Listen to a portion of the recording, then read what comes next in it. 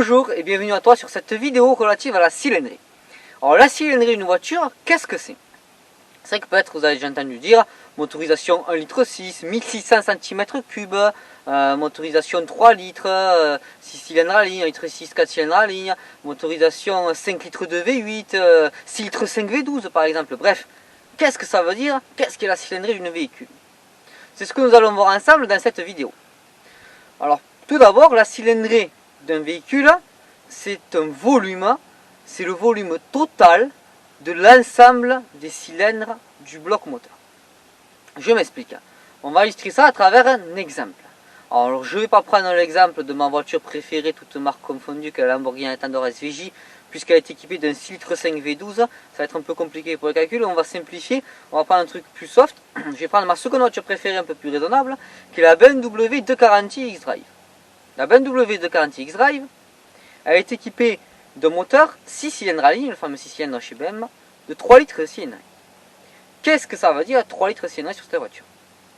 Ça veut dire que sur l'ensemble des cylindres, l'ensemble des 6 cylindres, vous avez 3 litres. Ils sont répartis de façon identique sur les cylindres, mais c'est pas chaque cylindre qui fait 3 litres, c'est l'ensemble des cylindres. Par conséquent, si vous voulez savoir le volume d'un seul cylindre, il vous suffit de diviser par conséquent la cylindrée totale, donc 3 litres, divisé par le nombre de cylindres, pour l'exemple 6.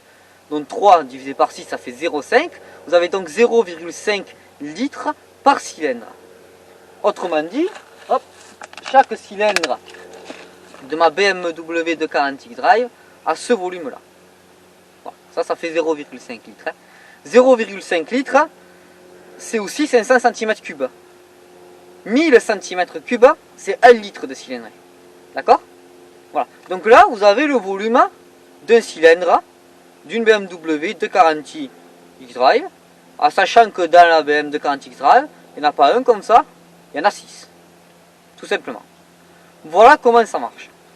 Et ça, c'est valable pour toutes les cylindrées. Alors quand on parle d'un monocylindre, c'est beaucoup plus simple. Prenons l'exemple par exemple d'une moto, en motocross par exemple, on va prendre la KTM 250 SXF, qui est une moto monocylindre 250 cm3 4 temps.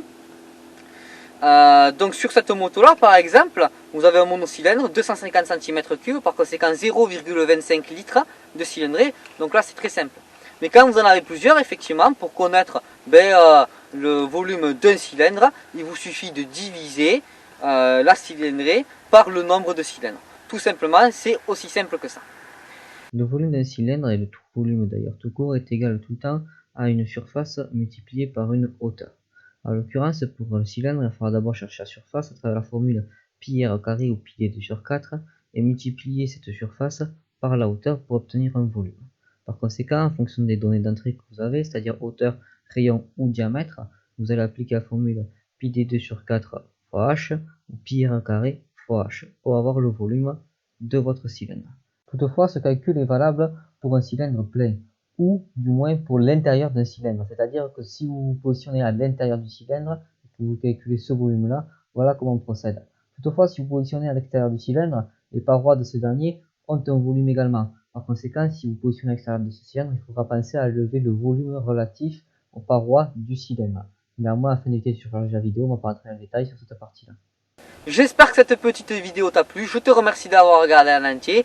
Si elle t'a plu, n'hésite pas à t'abonner, à laisser un petit j'aime, ça fait toujours plaisir, à laisser un commentaire, à partager. Je te dis à la prochaine, une prochaine vidéo.